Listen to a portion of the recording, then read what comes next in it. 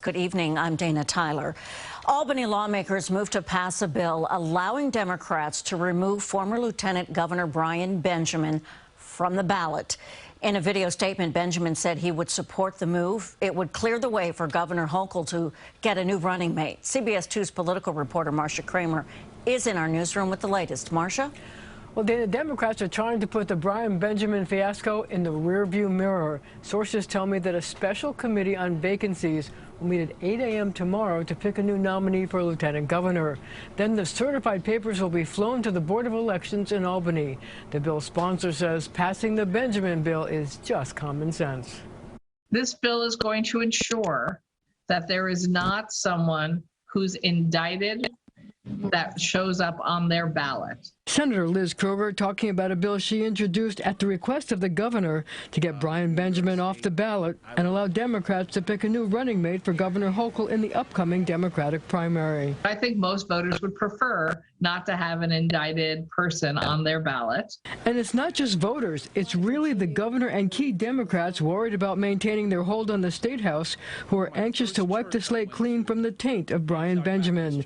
Benjamin was indicted last month on federal bribery and fraud charges for allegedly masterminding a campaign donation shakedown involving Harlem real estate developer Gerald Migdal.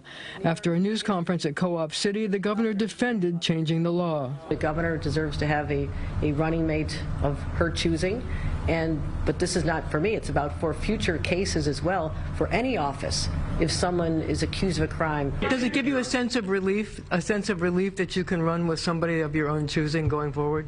I think people want to end dysfunction in government, you know, the model of actually having a president and a vice president who work together.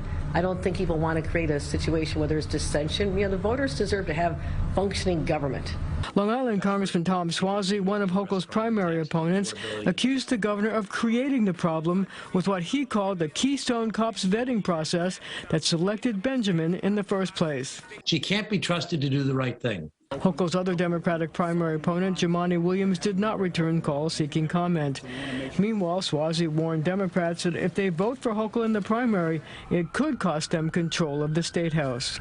A vote for Kathy Hochul in the Democratic primary is a vote to hand over the state to Trump-supporting Republicans.